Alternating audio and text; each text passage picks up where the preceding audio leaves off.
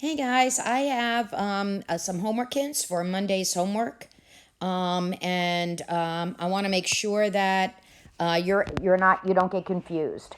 Okay, so on 31, they give you the price of apples in 4 different stores.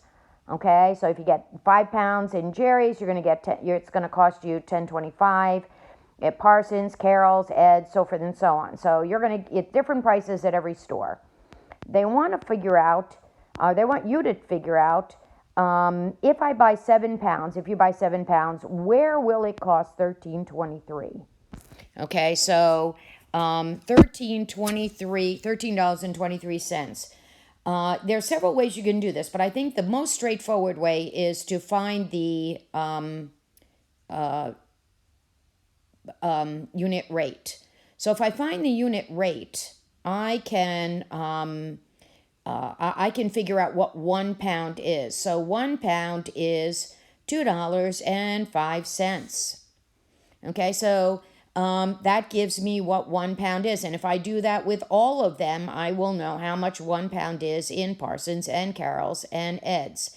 And then I would take that unit rate and all those unit rates, and I would multiply them by 7 and figure out 7 times what cost per pound is going to equal $13.23.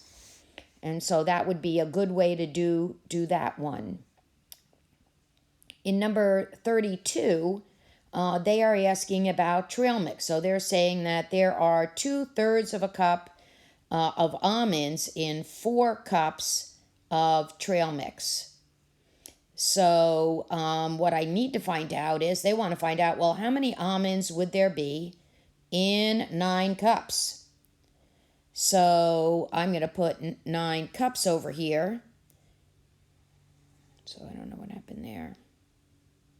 Yep, there we go. 9 cups and of trail mix, and I need to find, so I have 9 cups of trail mix. How many cups of almonds would I have? So I would try to find the scale factor. I mean, I'm increasing, I'm scaling up. So I'm scaling up from 4 to 9. So I would use whatever that scale factor is.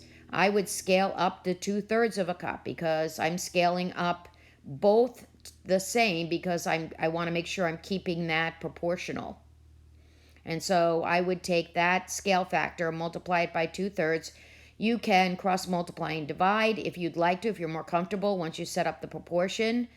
You can change 2/3 to a decimal if that helps you out. But that proportion should help you figure out what you need. In problem 33, that map, on that map, for every 3 inches, that is equal to 2.5 miles. So if I'm driving and I actually on my GPS go 3 inches, I'm actually going 2.5 miles. So they want to know what would 4.5 inches be. So I'm going to put that down in the denominator because I want to match up these inches, right? I want the labels to be across from each other, just like we did up in problem 32.